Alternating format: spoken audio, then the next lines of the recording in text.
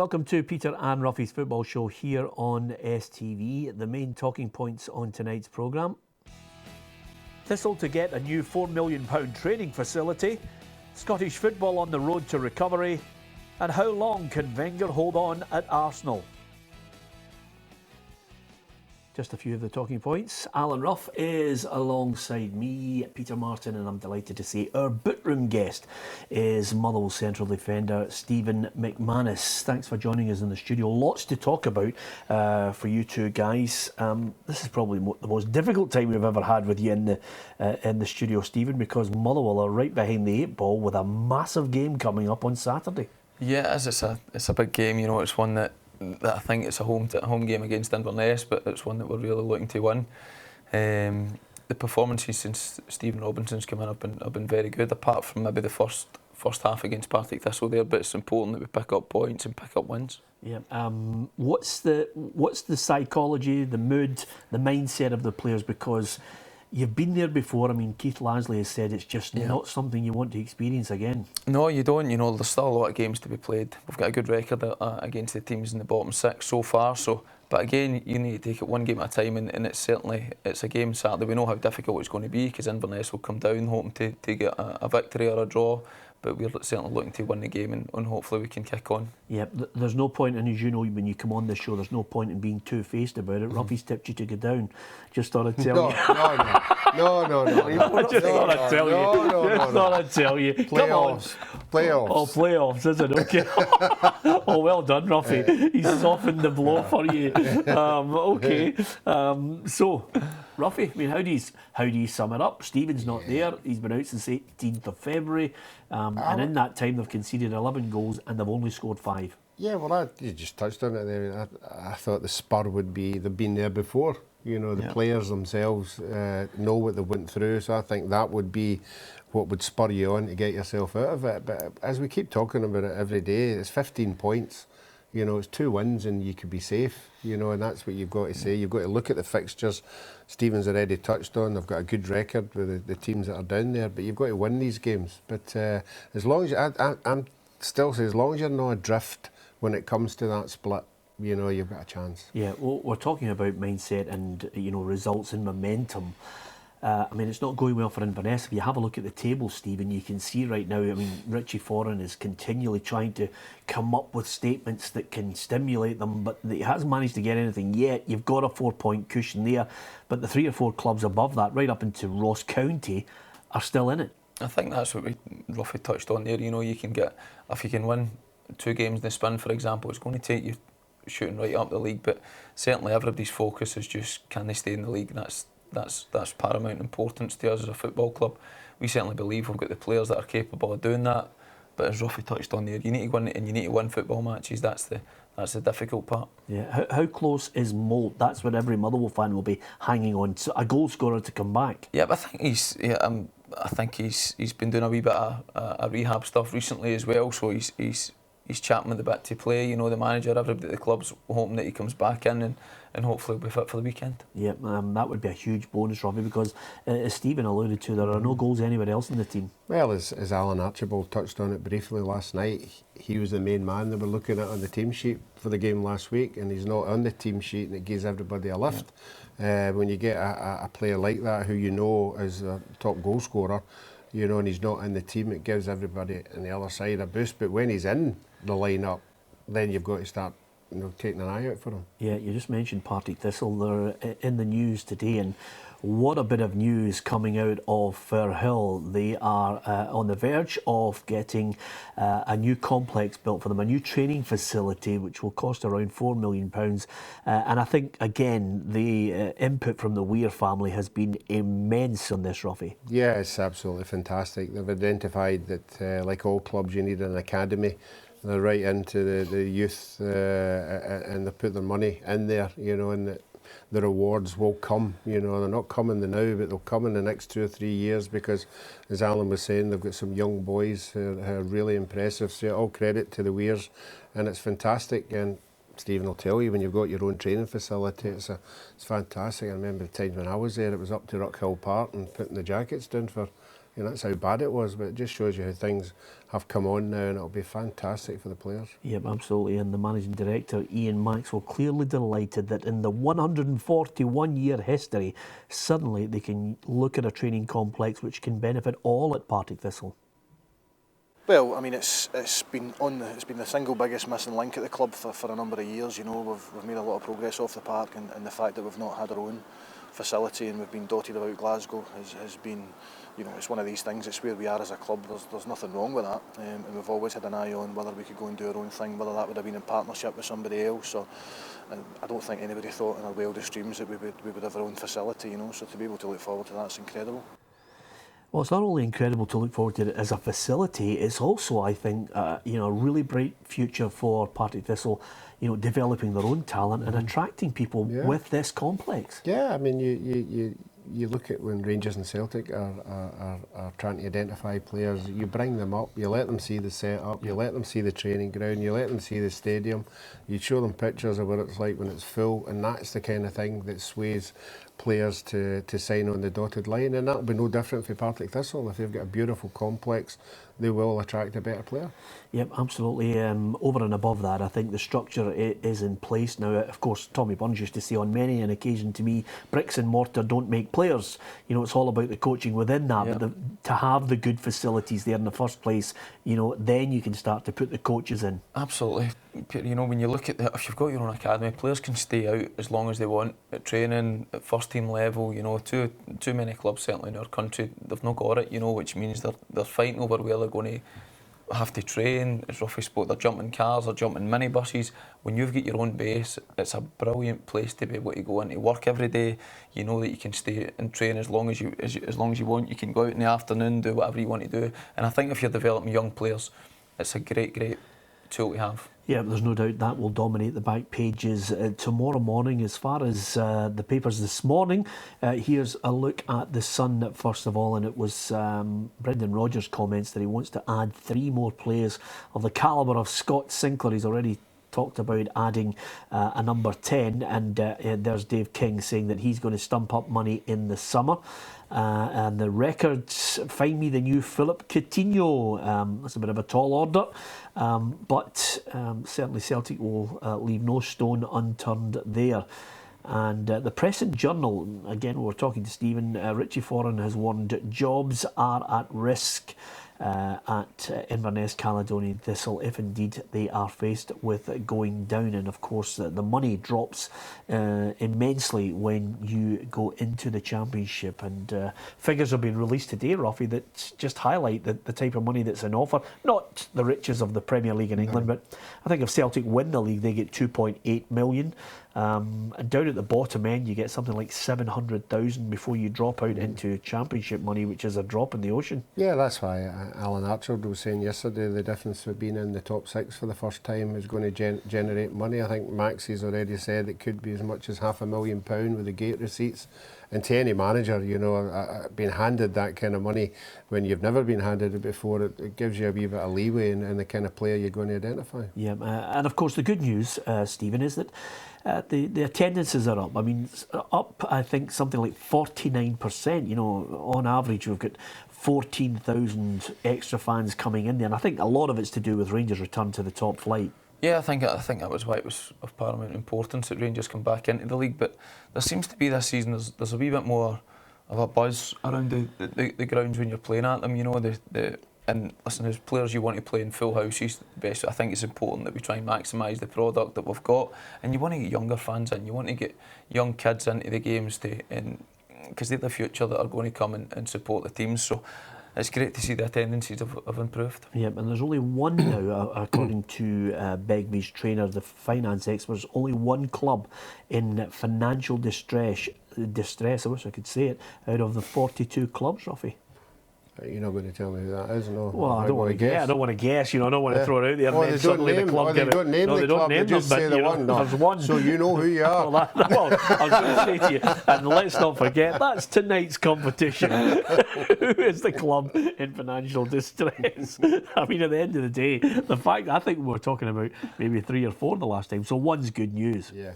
Well, I would hope it's not. I don't hope it's anybody, but yeah. I think it would probably be somebody for the lower clubs who don't generate the same attendances that the bigger clubs do. Okay, talking of questions, I thought we'd give you a question relating to another club in financial distress. Certainly their fans are in distress at the moment. The Arsenal fans, after losing to Crystal Palace, we thought we'd give you a question about Arsene Wenger.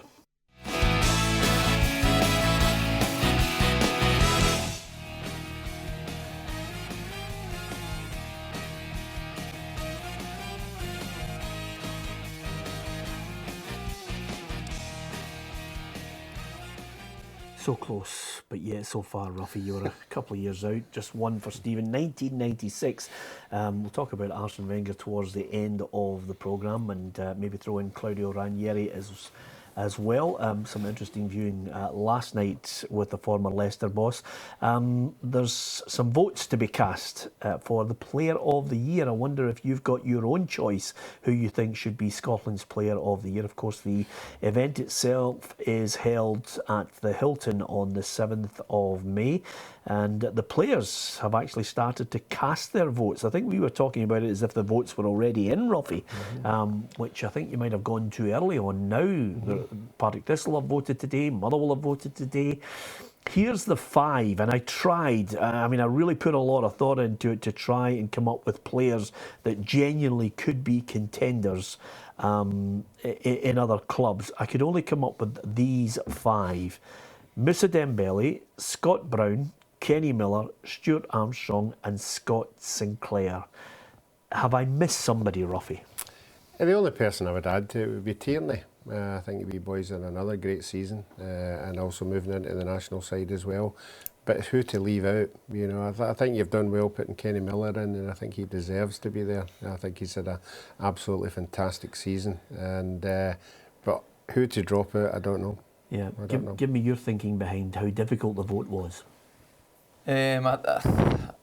I voted for Scott Sinclair. It was between him and Moussa Dembele for me for this year. There's been so many contenders at Celtic. I think Aberdeen have had another very good season. I think arguably you can maybe stick Johnny Hayes, Kenny McLean possibly in there.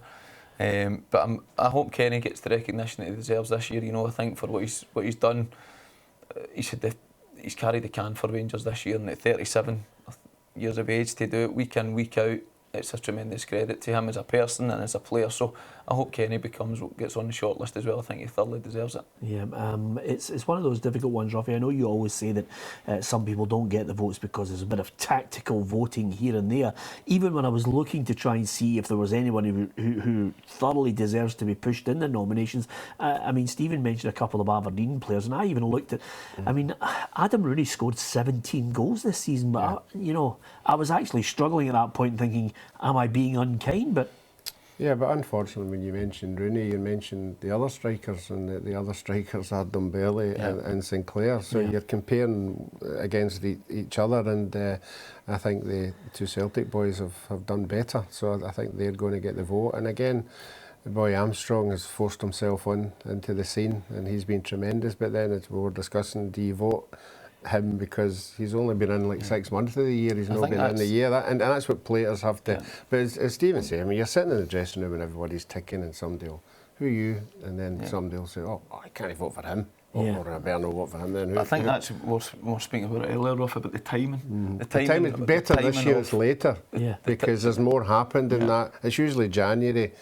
February, but there's more happening now, so it might give a better vote. The timing of players coming into form, you look at Stuart Armstrong. Stuart Armstrong's come on leaps and bounds in the last 2 or 3 months, probably since Tom Rogic has been out, and then you've got somebody like Callum Patterson who's been terrific and has a horrendous injury in January, so Callum Patterson's another one that's had a very good season up until he obviously suffered that cruel injury. You mentioned Kenny Miller there, and again, it's just one of those stories that won't go away.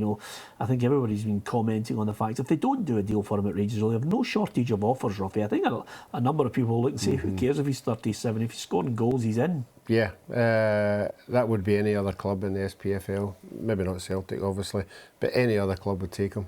and even Hibs coming up would be ideal for there. So I don't think, if he isn't, I'd be really astounded if he's not offered another year.